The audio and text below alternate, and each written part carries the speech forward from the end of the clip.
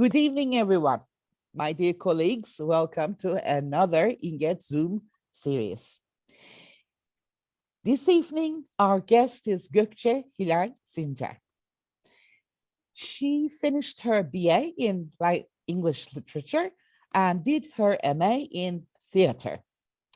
She worked as an English teacher for 10 years at all levels of education in Turkey.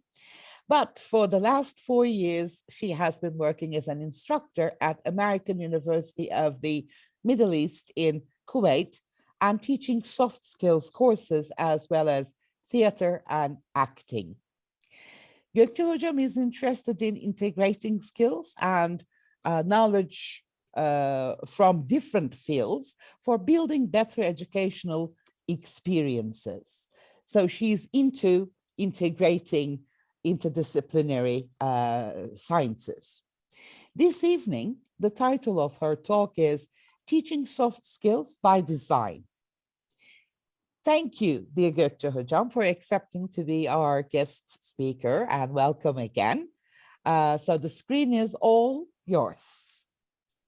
Thank you, Aydın Hocam. First of all, I really feel honored because of being your guest here in Yet Zoom series. And I really want to say thank you for everyone who's participating, spending this lovely Friday evening with us. And I hope that they will enjoy the presentation, and we have some new ideas, hopefully, at the end of our presentation. Now, Hocam, let me please share my screen first, and I will continue.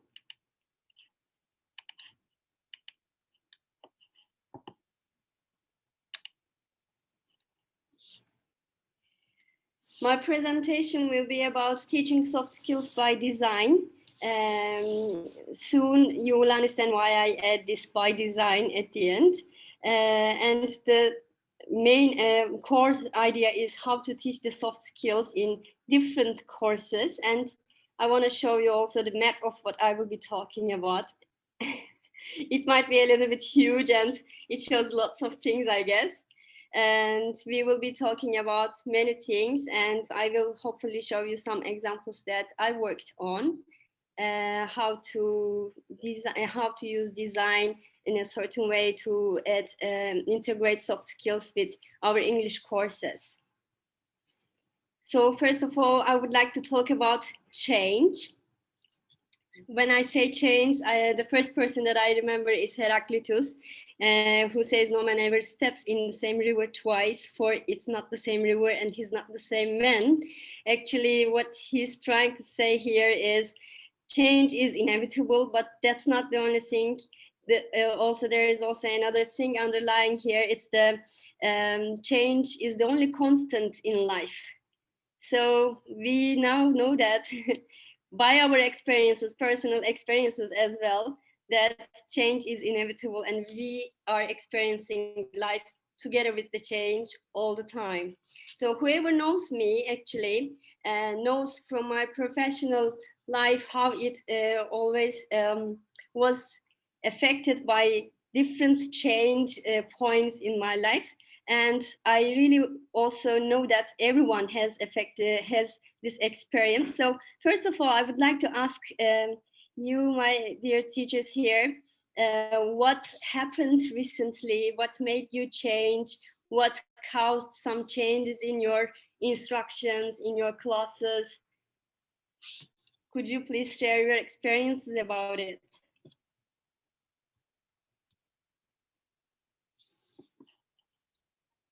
Raise your hand and say it.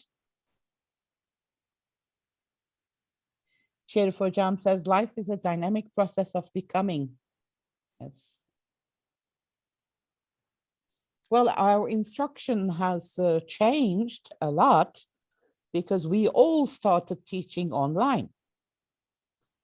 So in the past, it was only by choice, but now we are forced, of course, because of the situation.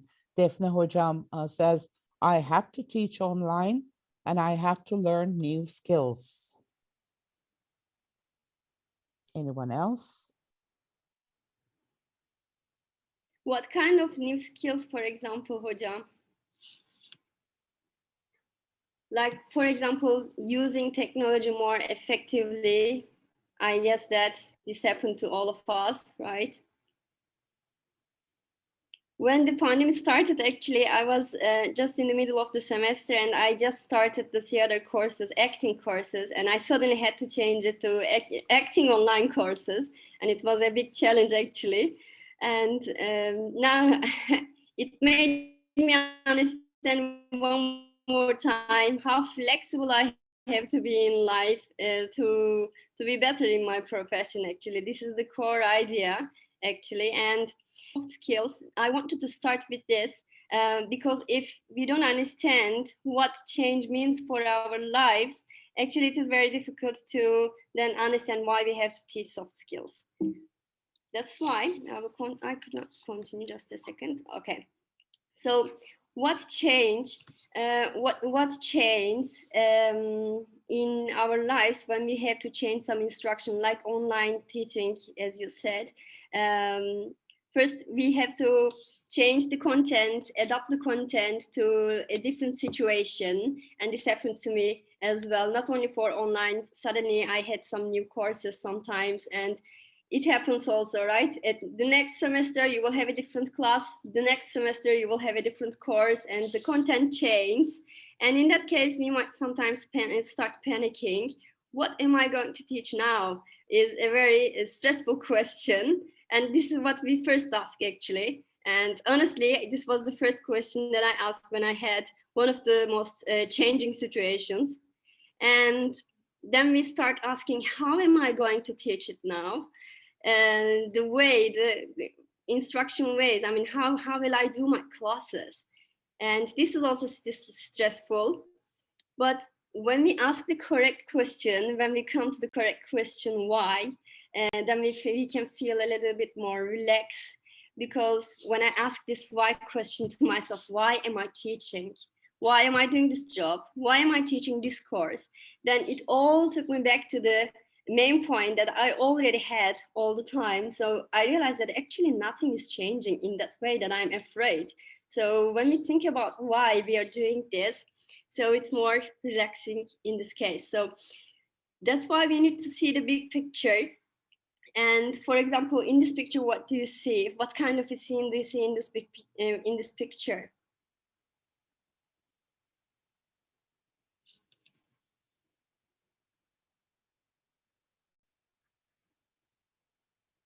Jam, a great dog, a romantic scene, love, apology maybe. Any other comments? Perfect. Thank you very much. These are perfect answers, really. It seems like a very romantic scene and maybe an apology, of course.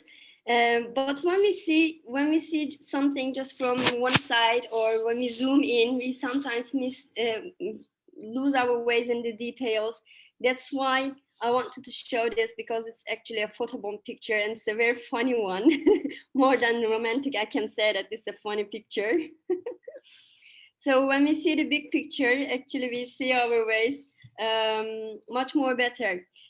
Why I want to show this? Because now I will talk about teaching soft skills, but it's kind of complicated when we think about what are the soft skills. Lots of soft skills there, and I already have lots of content, and how will I prepare that also into my in my classes? So when we see the big picture, instead of just dealing with our content only, then we will be able to see it better. Now, when we teach the soft skills, these are the essential questions, of course: why, what, who, and how. We will continue with this, but this is the Partnership 21st Century framework for the 21st century learning. I will talk about this 21st century learning, actually, why we should call them maybe soft skills more than 21st century skills.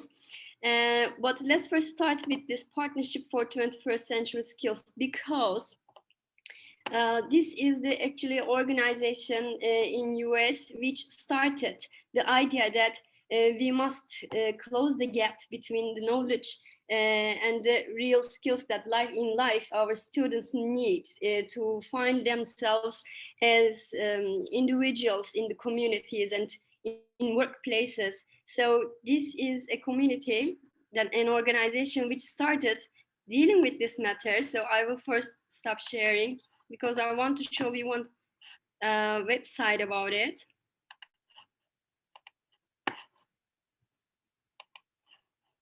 Maybe I hope that it will be useful also for you.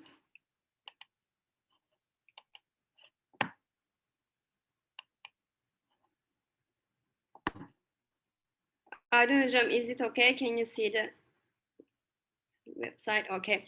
This is the Partnership for 21st Century Learning. And this is a very helpful network for all of us, actually. And here it's explaining what are they, what's the framework for also 21st century learning. So here, when you click the frameworks and resources, I think that this will be useful. You might find framework for 21st century learning, and you might find the definitions of them, and also lots of good materials for 21st century learning with also early childhood.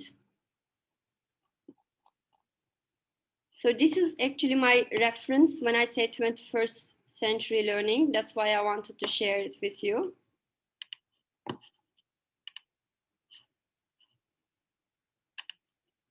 Now I will go back to my presentation in a minute.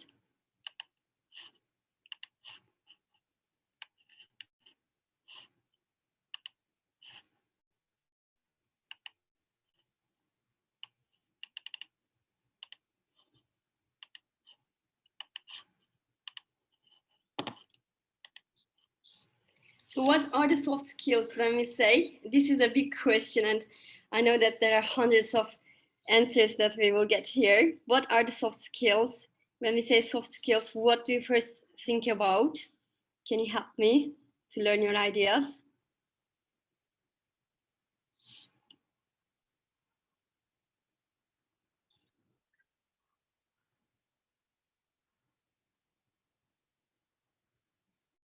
Teamwork skills, problem solving, fun.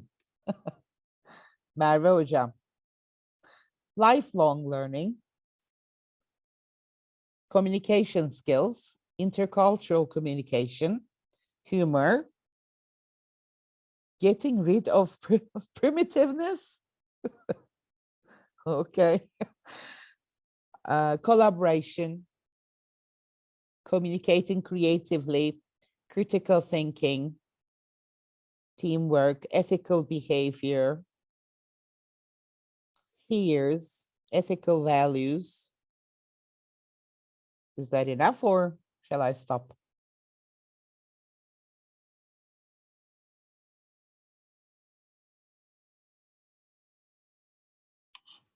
I guess I lost my connection. Can you hear me now? Yes, we can hear you loud and clear. Okay, thank you very much. Do you see my screen, Aydan Hocam, or should I share it one more time? Share it, please. Okay. Is it now okay? Yes. Thank you.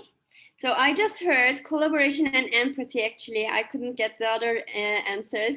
What are the soft skills that we are dealing with usually? What we are using in our lives and what we are trying to improve in our students as well.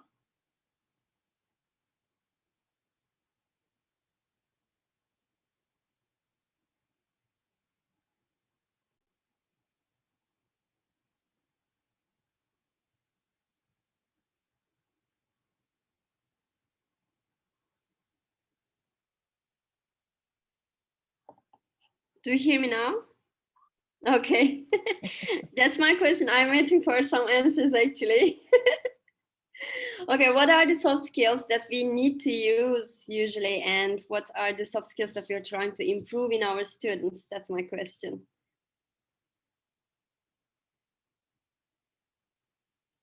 I just need to see some most important ones because the first ones are usually the most important ones for you. I think you have missed the answers because I have read them aloud. Yeah. There were a lot of I- answers here. So let me go back to them and reread them.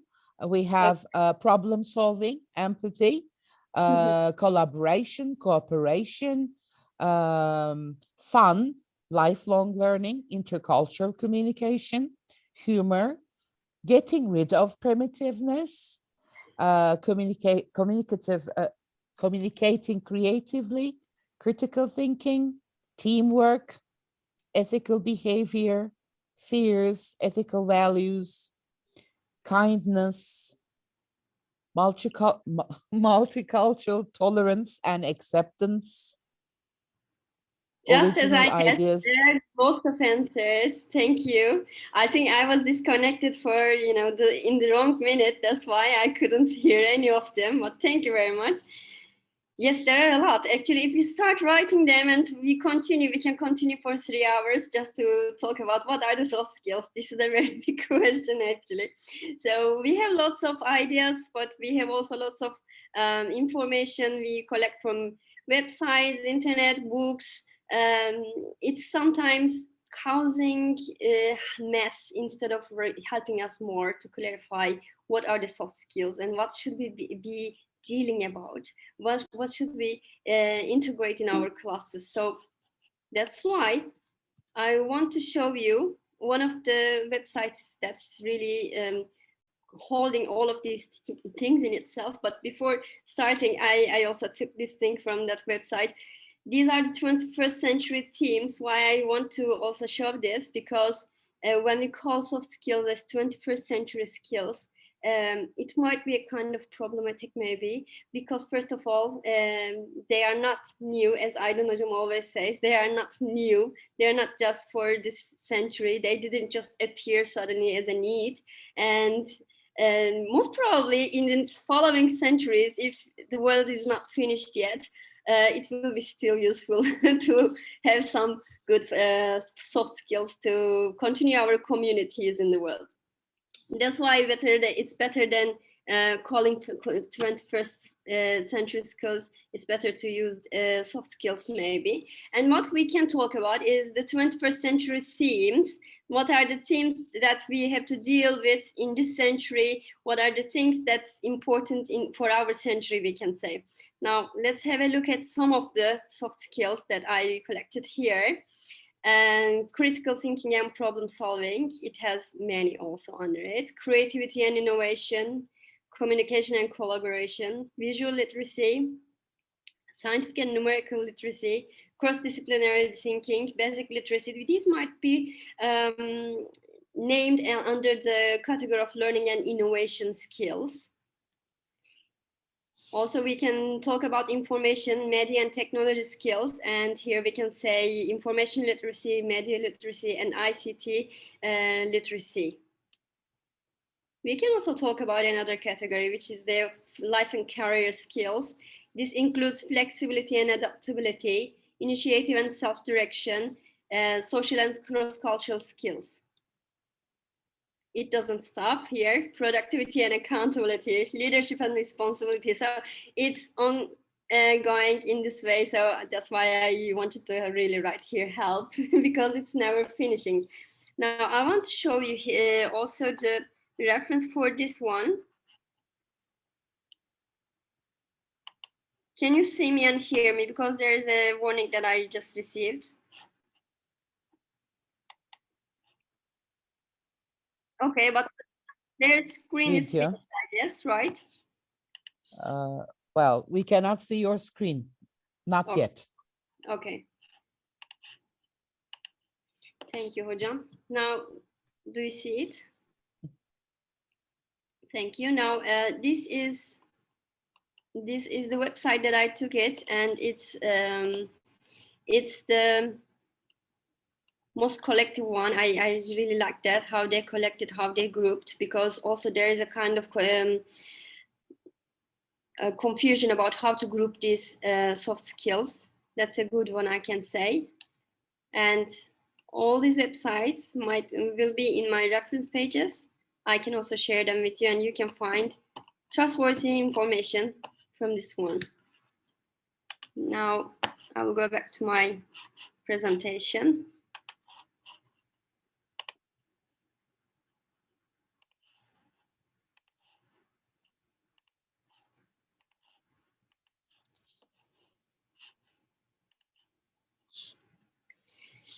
So the second question is, who is going to teach soft skills? There are lots of things that we mentioned now, and who is responsible for teaching soft skills? Believe me, it's not something that anyone really takes the responsibility. Hey, it's my job. Hey, I'm the expert of it. So who will be the teacher of these soft skills actually? This is a big question. Would you like to share any opinions, please? If you want to share any opinions, do it anytime. And I don't know, Jam, you would let me know, please. And by that time, I want to say it's not just one teacher group's responsibility. It's not just like, yeah, you studied soft skills, so that's what you have to teach. I mean, we have restrictions in our areas, of course, as teachers. If you're not trained to be an English teacher, you shouldn't be an English teacher, of course, right? And if you're not trained to be a mathematics teacher, you shouldn't be teaching that, of course. But soft skills is not something like that. It's all our responsibility, everyone's responsibility. We should also take our own part from that. But how will I do it? How will I teach soft skills? The answer is really very easy, actually, by designing how to teach it. By designing our learning products and experiences, we can do it much more easily. That's why I want to suggest understanding by design here. In this presentation, I want to do a suggestion about how to design soft skills, to integrate soft skills in our English courses. And Understanding by Design, actually, it's a book by Wiggins and McTighe, and they offer some idea, we can say, backward design, and they even have their own templates, which makes it much easier for us to design our classes. Actually, what they are talking about is not about soft skills in this book. I don't want it to be misunderstood. It's a framework for designing the classes, courses, but I wanted to follow this example because I thought that it might be really useful and make it easier for us to implement the soft skills teaching also in our English classes. So the ideas in the book is that the teachers are designers and we are responsible to design our courses. And how we design is really very important because it will show us our students' success. If you want our students to be engaged, we are responsible as teachers to keep them engaged with the design by designing our courses and classes in a correct way. And of course, it follows a student-centered idea and philosophy, I can say, and it gives us a framework for design. And that's why I think that it's the best for teaching soft skills. I also would like to give a reference here. Last year I got a training from University of Wisconsin Medicine, and in this training it was called Teaching 21st Century Skills in College Courses. This was the idea. Use the understanding by design, the backward design, and integrated in your classes. And it was a course for all kind of teachers, for all departments, teaching no matter what you are teaching. And this inspired me. I have to also reference it. So the teachers are designers, and we need to plan what we want to gain from our courses, what we want our students gain from our courses, actually. And of course, we must be aware of our students' needs, and we must keep them always our priority. And it gives us a framework which is something that we actually need. Just a second, Hocam. I couldn't make it. Okay. So in this framework, we can talk about our priorities and we can design our curriculum, we can design our syllabus, we can design our activities and assessments according to this framework. This is the idea.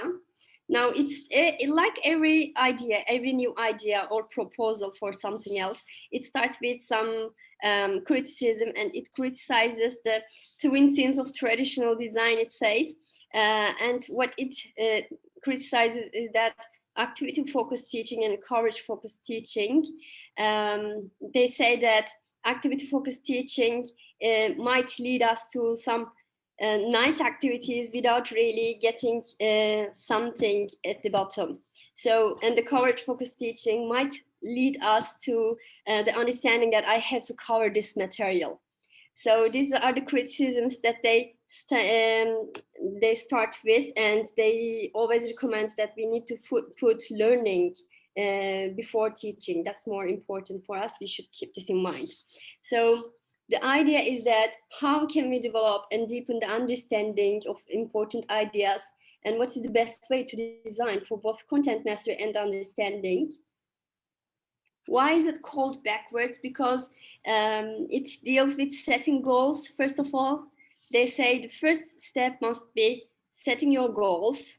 And the second step, then you can continue with the second step, assessing, and the third step, preparing your materials. So it starts with setting the goals for designing. So it is result focused, and it offers thinking about the assessments before deciding what and how we will teach, because in our traditional way of design, we usually think about we think about our learning outcomes, but then we talk about the materials usually and the activities, and then we think about the assessments. This is what they want to do it in the different way. But now we will say that this is not really a very new idea. We knew that from 1947, 49, Tyler, he also used to say that we need to first plan about the changes that we want to bring about in our students, and the objectives must be the starting point. So according to this, we need to choose the materials and the content and instructional procedures, tests and exams. So this is not a new idea, you would say, maybe. And they also say that this is not a very new idea, actually. This is what Ralph Tyler, I can't change it, sorry. Ralph Tyler was also proposing it to us in Basic Principles of Curriculum and Instruction. So that's why I wanted to choose this one as well for this topic, teaching soft skills by design, not by chance. That's the important thing. Here I want to show you actually one short, very short video. I hope that it works. It's taking a long time, actually. I was not thinking that. So just a second.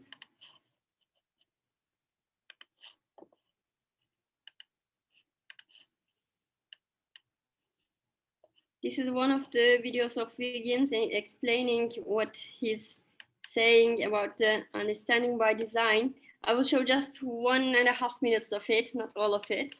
Not by good fortune, not by dumb luck.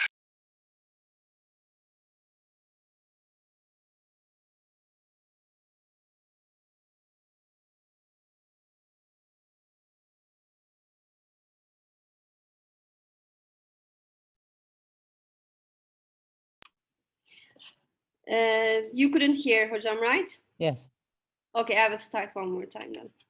Understanding by design, not by good fortune, not by dumb luck, not by virtue of just having a few smart and articulate kids, but understanding by design. What can we do to make it more likely, given the kids we have? I came to this district, we began to look very carefully at what we taught, how we taught, and what we wanted the students to come away with in terms of ideas and connections to real life. With that in mind, we formed a committee and began to explore ideas and really good philosophies out there about teaching and education.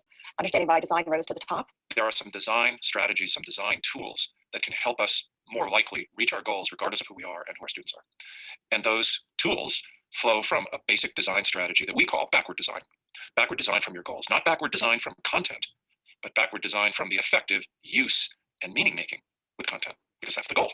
The goal is not to get good at school. The goal is not to just cover stuff and see if kids got what you covered. The goal is content that they can use, so design backward from it. And all the tools, the template, all the stuff comes back to that. So if you feel yourself getting overwhelmed with the particulars, just backward design from your goals. Heard the term before, so.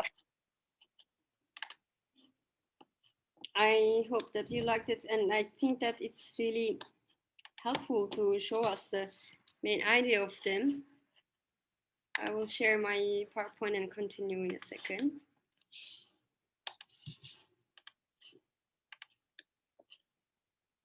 What do you think about the video? After this video, what do you think about the understanding by design?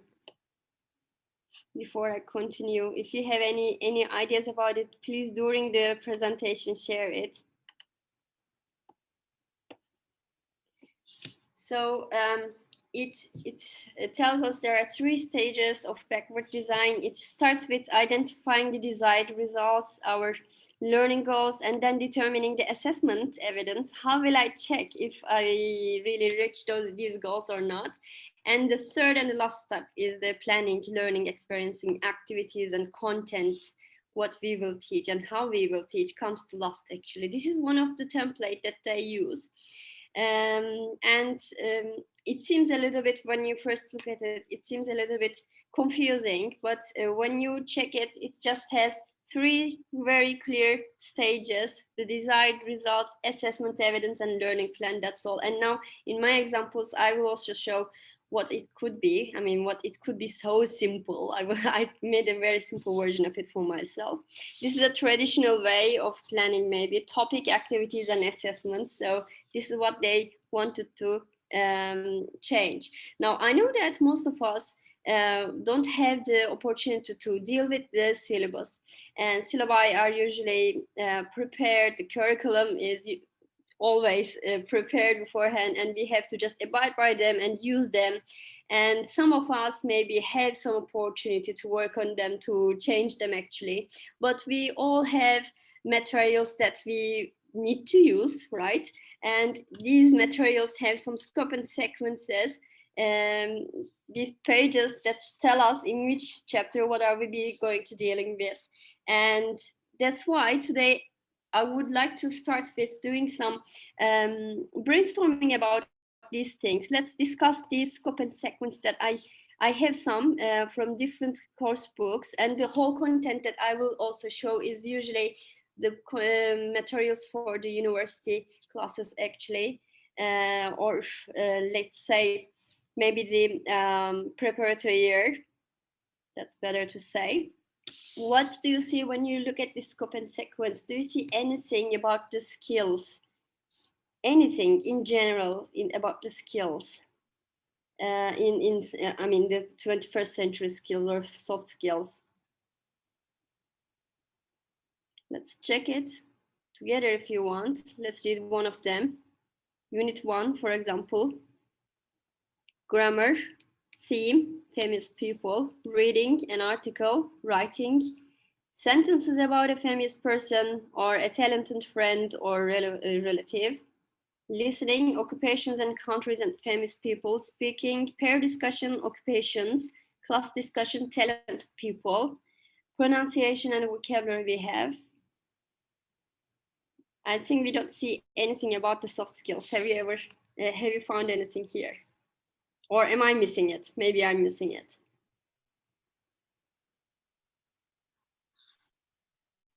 It is hidden. Maybe it is like cooperation and collaboration. I'm forcing it. I'm aware of that.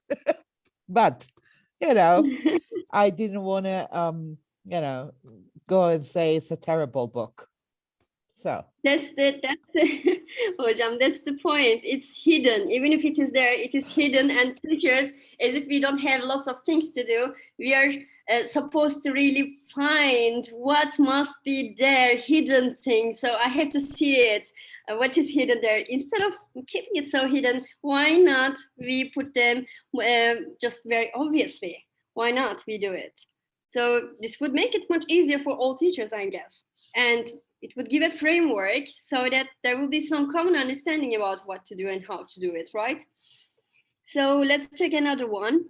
Your world, vocabulary, listening, understanding a personal introduction, grammar, reading, understanding the main idea, grammar, vocabulary, listening, recognizing positive and negative contractions, vocabulary, writing, complete a form with personal information, process writing, study skills, the alphabet, okay, and speaking. Okay. Defne Hocam says sometimes the reading texts are about these skills. Exactly. But Defne Hocam, this is your ability to see them actually. Yes. Mhm. I mean, yes, of course. Reading is usually very good material to connect with soft skills. And all of them actually, speaking, listening, all of these skills, language skills. And I want to also note here that if you are an English teacher, you're much more lucky in this case because what you're dealing with, language skills, is already together with the soft skills. It's already together. Language skills is a part of it. We are the luckiest ones in this sense to understand how to find out, how to connect it. But still, in this scope and sequence, actually, I don't see anything obvious. So let's try one more time.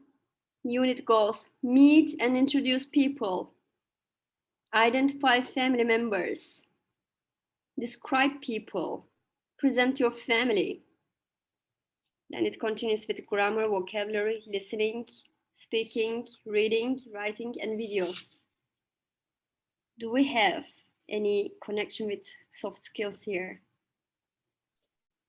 Merve Hocam says sometimes some books include life skills in the themes. That's right, exactly. And here in the unit goals, actually, we can also find some connection, right? So meet and introduce people. It might be something closely connected to communication skills, and identify family members, describe people. I mean, we can connect it, but still not very obviously, but still there is some connection we can understand, I guess.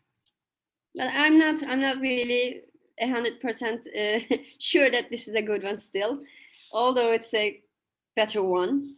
Let's continue with one more. I want to make it bigger here. So working with words, business communication skills, practically speaking, language at work, case study, and outcomes. Let's check the outcomes. Talk about your work and responsibilities, introduce yourself and others, express interest in conversations, talk about routine activities. How do you think about this one? I Is think there more? this one is a bit better than the previous ones.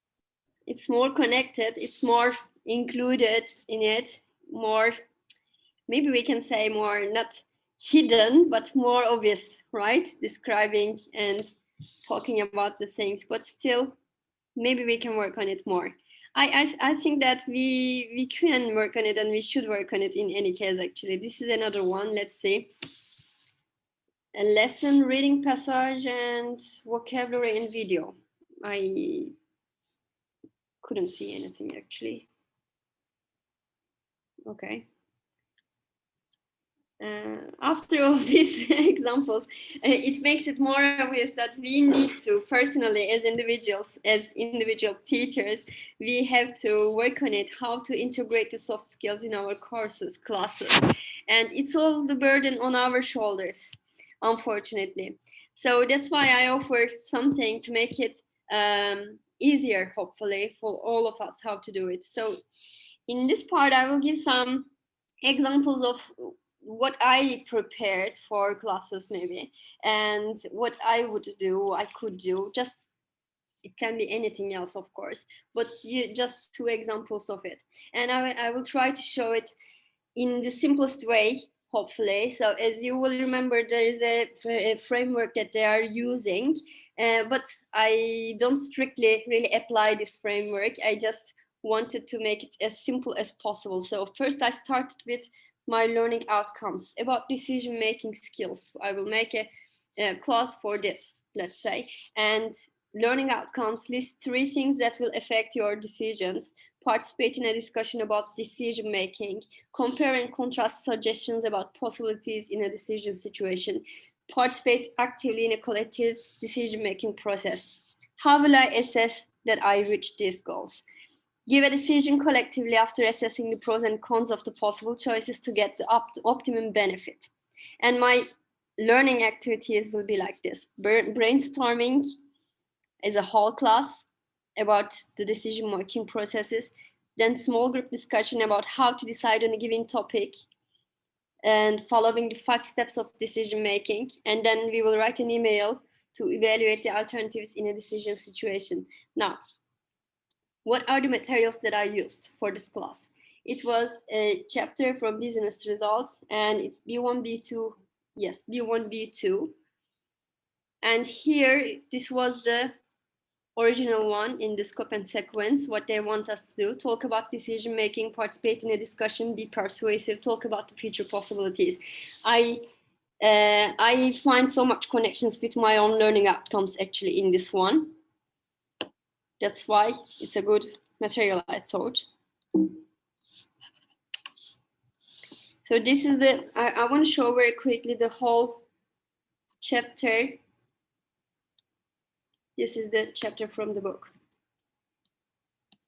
Now, what I did with this chapter, actually, I just choose some of them, which will be just about helping me about doing what I'm intended to do. Here I see the starting point. It says, read how 4 people make decisions.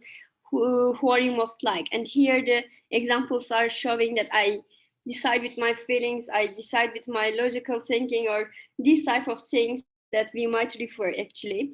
And instead of doing it in this way, actually, I would prefer to make a brainstorming activity and about the things that affect our decision-making processes and ordering them according to their importance. Whole class activity, it might be, but then later we can continue with individual and prayer practices. So first we might list things that affect our decision and we can discuss their importance. Then we list them in an order of importance individually and choosing top 3. Then we can talk to a partner about our individual lists and discuss how long does it take for us to decide. This is for the next one, actually, deciding how long does it take you to decide. This is a whole class activity that I thought, because it will connect me to my next one, what I'm planning to do. The learning outcome here in this one will be participating in a discussion about learning about decision making. And here we will collect ideas about order of the steps, which might be the steps of decision making. We can ask them to guess them after giving them the maybe decision making steps. And we can do a short induction about the 5 steps of decision making. And then we can talk, have a group discussion about a given situation. Now, I want to also share what I would use as a PowerPoint. Maybe I would make it. And it could include this information in the induction part. Identifying the decision situation is my step 1, for example. And find out your choices would be my step 2. And evaluate the choices would be my step 3. Make a decision would be my step 4. And look back and evaluate how it went would be my step 5. In the induction, I would be able to maybe talk about these things, because students also need to have some information about these skills, not only to practice them, but also know about what they are. And the content is also important to improve in our students, we can say. And the next one would be, the next activity would be work in small groups, choose one of the topics, discuss the topic following 5 steps of decision making, tell the rest of the class about your group discussion. This is a part already in the book, but I just changed it. I don't want to use it to discuss in this way, but discuss it in another way to follow 5 steps of decision making. So it will include the new content about the soft skill that I want to improve. And also from the same chapter, I chose a listening activity, which would be really useful also for me in here we will be compare and contrast suggestions about possibilities in a decision situation. We will also participate actively in a collective decision-making process. And the activities will be like listening and taking notes about the alternatives that they are discussing in the audio. And read and underline the possible options. Discuss the pros and cons of the options. And write a reply to the email. So this is not just about this one, actually. It is also with a second activity. It's a reading activity. Read the email and underline the possible options. So it's about helping them to see that there are options and they are discussing it in this way. Actually, in this chapter, I think there was also another outcome, learning outcome originally saying use if conditionals type 1 and type 2 to talk about future possibilities. So it was written like this exactly. Actually, we can make it again, use it, but make it more meaningful in this way, I guess. So they can underline these sentences about the possible options, not about if clause sentences, so that it will make some more sense about life, right? Hopefully. And then I can ask them to write a reply email to explain your suggestion choice and what you would go for. What is it better? What is better about it? And of course, about the assessment, we have to plan, as we said, but I also think that in the book, there's a very good activity, which I turned it into an assessment. I can do it as an assessment. Why not? Who said that assessments should be all boring, right? Just a second, I cannot see you. I see you. So here I planned the assessments for this.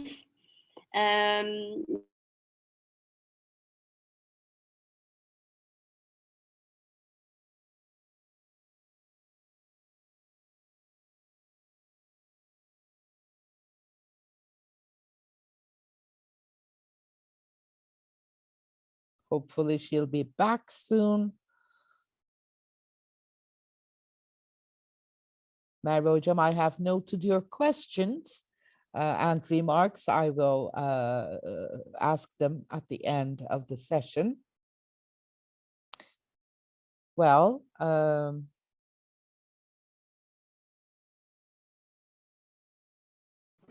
Thank you, Hocam. you're more than welcome. Should we continue doing the session?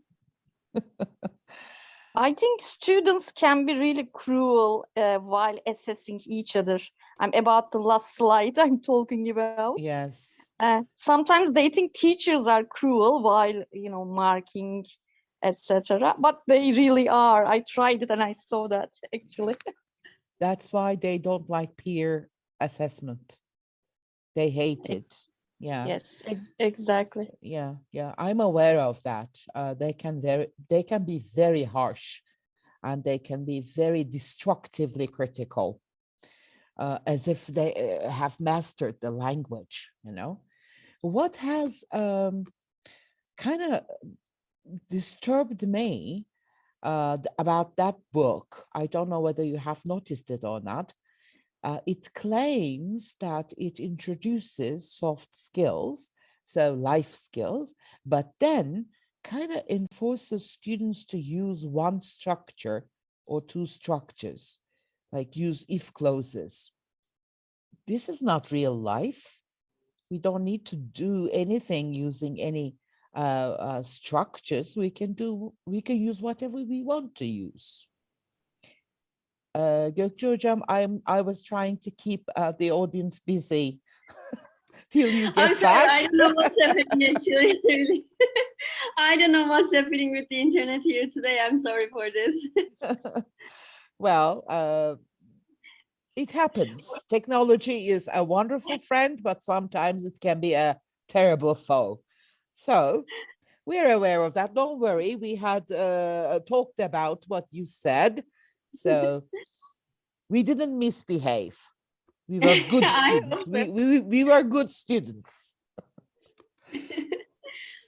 Could you please also let me share my screen, Hocam? Yeah, sure. Here we go. Thank you.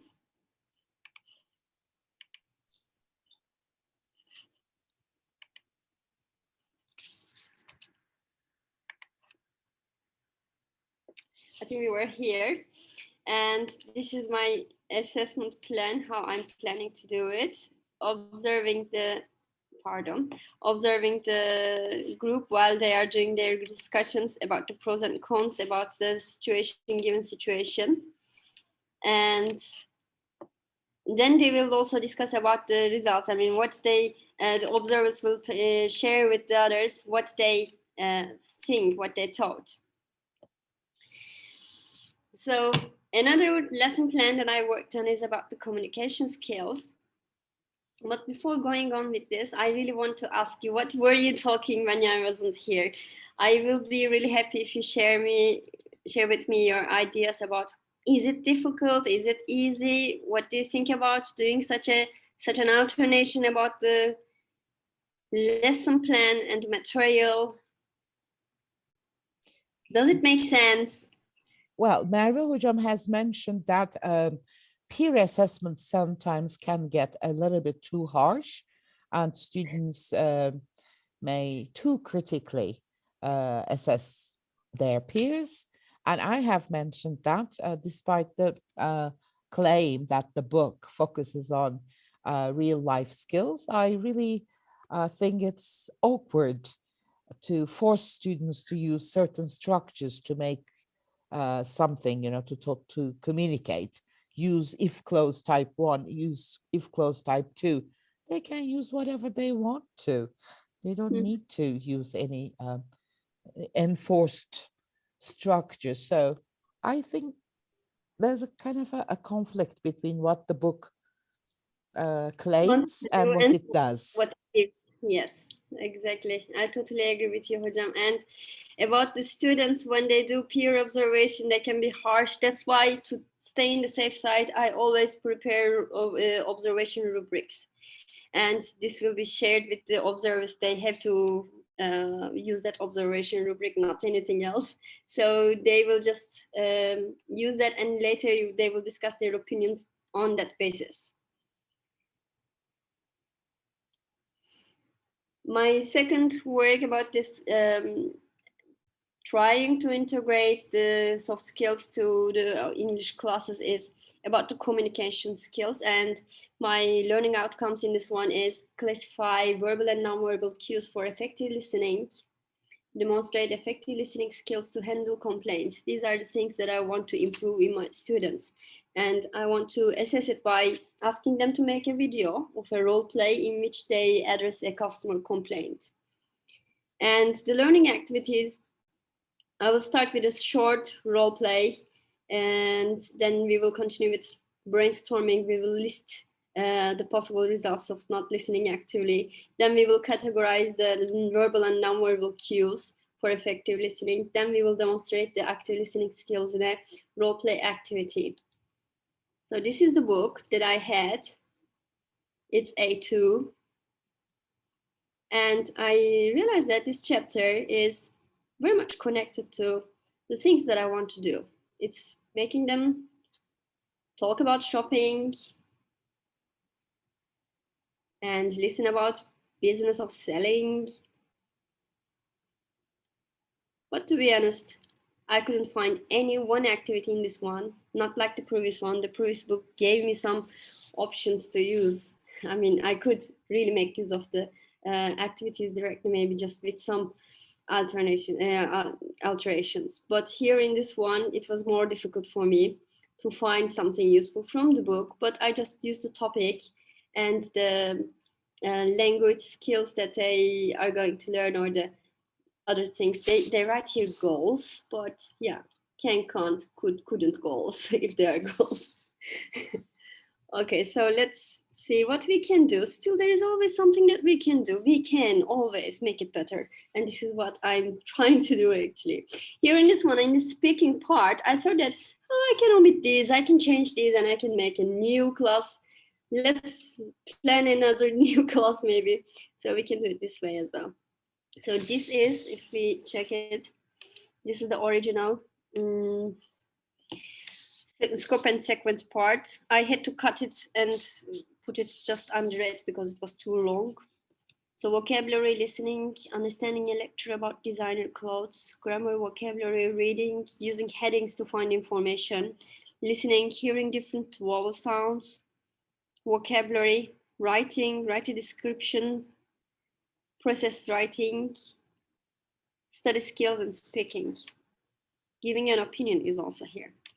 Okay, I also said, okay, I want to add some learning objectives for my soft skills, and it's about communication. So let's say classify verbal and non-verbal cues for effective listening, develop effective listening skills, demonstrate effective listening skills to handle complaints. These are the 3 soft skills that I want to work on. And I planned the activities like this. First, classify the first learning outcome for me. Classify verbal and non-verbal cues for effective listening. We will start with a role play. I will ask them, the whole class, be the worst listener ever. Whole class, whatever you're going to listen now, be the worst listener ever. So they do a role play about being the worst listener ever. But I need to find some observers to observe the classroom and take notes about what's happening in the classroom.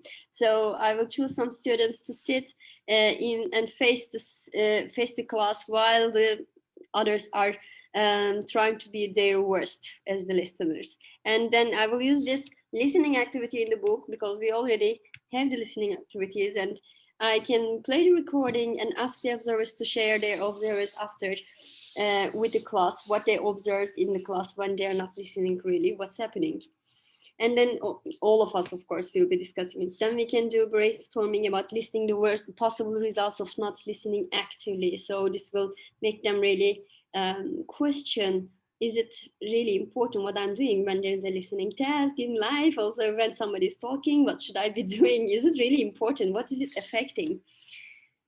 Then we can talk about the categorizing verbal and non-verbal cues for effective listening. Here we can discuss for verbal and non-verbal communication, maybe as a whole class first, and then induction about the verbal and non-verbal communication I can do. And then we can demonstrate active listening skills in a role play activity. So here I also added I just don't want to really go very fast actually, but I think we are out of our time. I don't know, Jam. I know that it's past 9 now, so I'm just a little bit rushing. I'm almost there. I'm almost finished there. Okay. So active listening strategies. If I do an induction, I can do it as a PowerPoint. I can write this. I can prepare any material for this, or I can maybe ask them to watch something, which I think I will not have the possibility to watch now, right? Do we have time for that video? Okay, we don't have time for the video, but there is a video here. Maybe you can share. I can share this also with you. And from this video, there is a professional coach or life coach, and he's talking about actually what's the importance of being effective listeners, how you can improve your listening skills. And instead of telling things to your students in doing using PowerPoint or lecturing, you can use also videos. That will be much more fun way to learn new content maybe, and it's available. Everything is available as information on the internet. We know that. And in the assessments, they will make a video of a role play that in which they will address a customer complaint. This will be a pair work. You make the pairs and show a video, which is also here. It's showing us a very good example of how to deal with customers. Not one, actually, there are lots of role plays and scenarios in this video. And they are showing how they should address to customer complaints. We can watch it all together, and then we can ask them to do a pair work, like something like this video, from their perspective, with their ideas. So when I'm finishing, I will also share this one. This is from Harvard Business Publishing website. You can find also the link in the long version, open version in the reference page. They asked teachers, what do you want to change in 2022? And I like this one especially. And I hope that we all have now an idea about what we can change about soft skills teaching. And I really would be happy to hear your ideas. What would you like to change in terms of your teaching soft skills in your classes? How do you feel about integrating soft skills in your classes? And if you have any ideas to share, please let me hear about them. These are our references. I can share this with you, also all of the links. Thank you for spending your precious Friday evening with me. I know that it's a very important time of the week for all of us. Thank you. Thank you, Gökçe. It was really great. We have had a chance to refresh what we know about 21st century skills and why we should not call them maybe 21st century skills and maybe start calling them soft skills, because any normal intellectual human being needs these skills to be successful as an individual in life and as a member of the society that they belong to. If you have any questions, you can write it in the chat box. Gökçe, if you can stop sharing, I can see the participants. And if you want to ask something, you can also raise your hand and unmute yourself and ask your own question. What really kind of surprised me was, again, related to grammar, Gökçe, the contents list that you showed. They had one grammar and then another column for grammar in context. Mm-hmm. There was one example, yeah. So what really bothers me is the fact that we treat language learners as not real human beings, but, you know, just subjects in a test, an experiment, like in a laboratory situation, setting. In normal life, no one uses grammar without context, for God's sake. Grammar serves meaning, serves communication purposes, and it always is used in context. So what do they mean when they say grammar versus grammar in context? And I think unless we stop doing this, unless we kind of mislead our students to think that language is only structures, we don't need to teach any skills, let alone soft skills. Well because said, we are not going to be successful in anyways, you know. Actually, this is what I wanted to say also. I mean, it includes everything. It's not what to teach or how to teach first. First, we need to ask why we are teaching this. If we do this, if we put the questions in the correct order, we will not follow this way.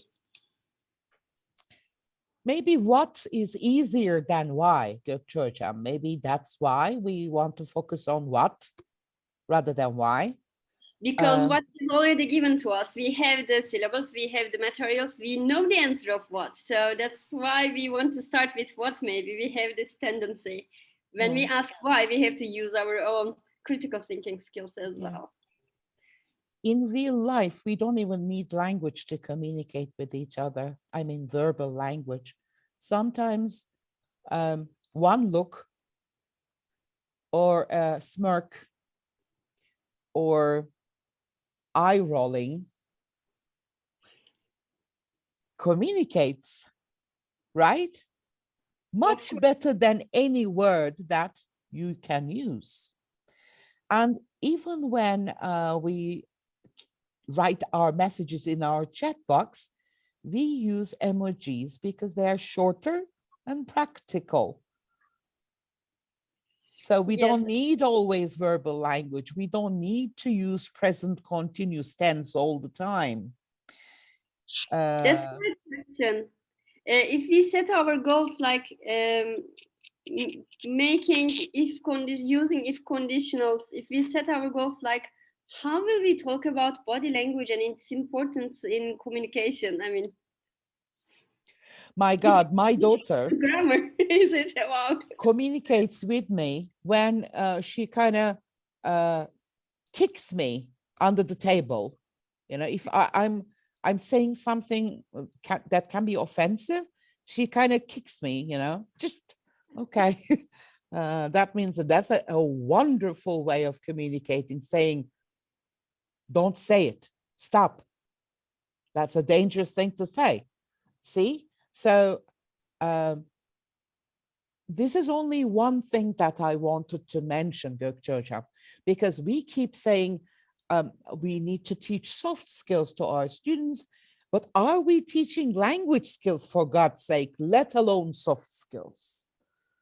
We keep saying teamwork, collaboration, cooperation, communication skills, how to take turns, you know, how to politely take the stage. But we do not use any tasks or any group work. It's just teacher-centered. You know, I'm going to explain, you're going to listen. So maybe it's high time we started focusing our attention on tasks, letting groups work together and solve problems together. I don't know, that may be a good point to start. I think so too, Hocam. And I also think that maybe we should stop thinking that the book is the Bible or Quran or whatever we are believing in. It's not something like that. I mean, the book is just a material that might be helpful for us. And we must always feel free that it's under our control to design everything from scratch. And it doesn't mean that we don't have to keep the learning goals that is already written there. We can just modify them, make them correct.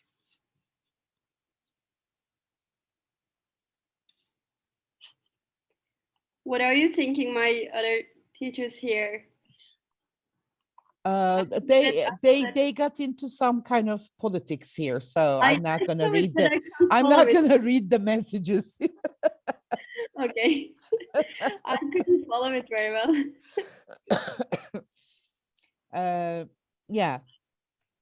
Any other questions? Any other suggestions? Okay. May I share a huge an anecdote? announcement must be done regarding course books. They don't have to be covered from the first page to the end. Yes, Mert Hocam, I totally agree. Remember when Gökçe Hocam said coverage based? Coverage based, yes, coverage oriented. So most of our teachers are like that.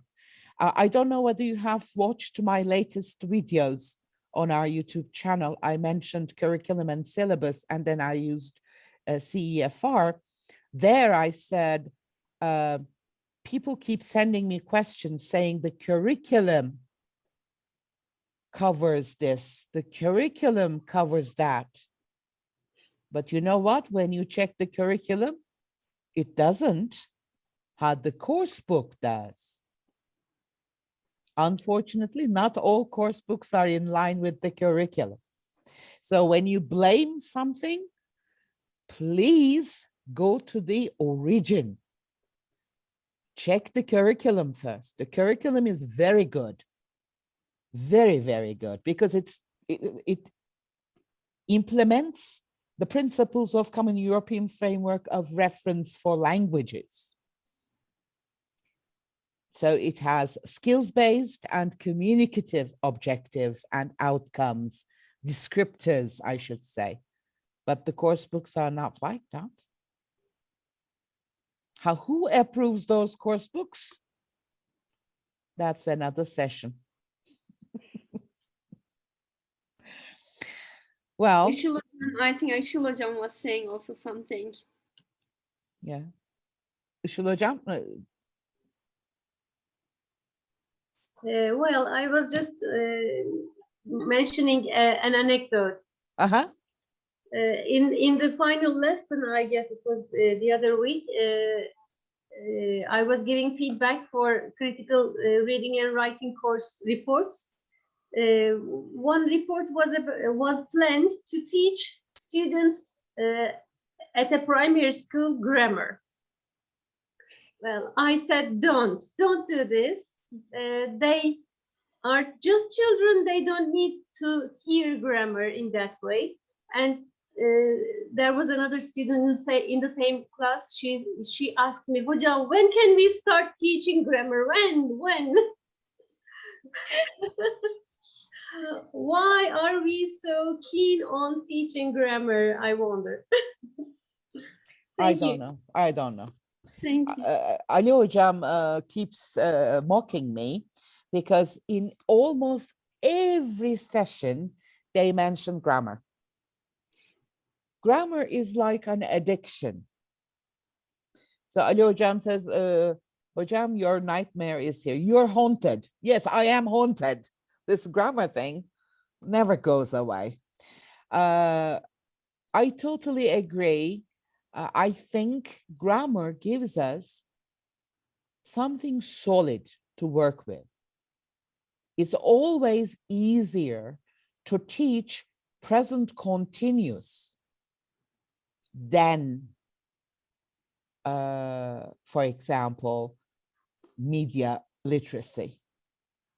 But is it easier to learn present Yes, continuous? that is the verb that I want to underline.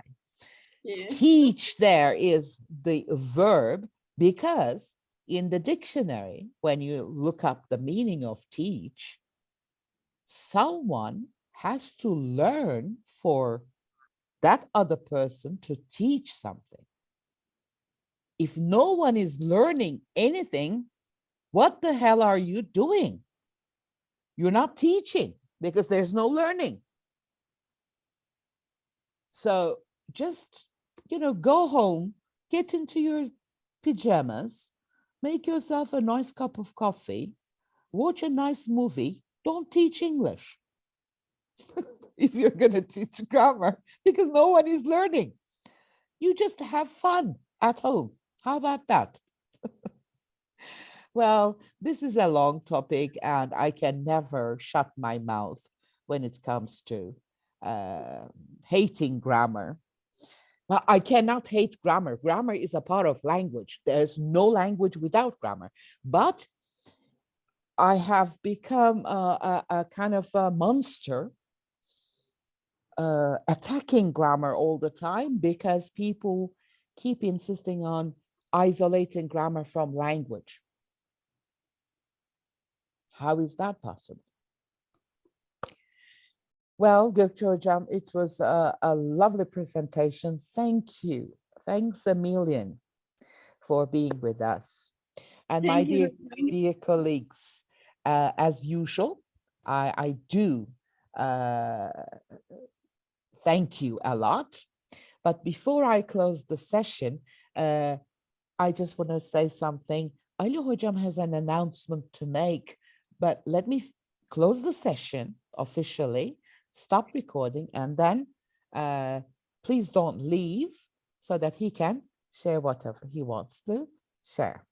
So thanks again, and hopefully I'll see you next week with another guest speaker. Take care. Bye-bye.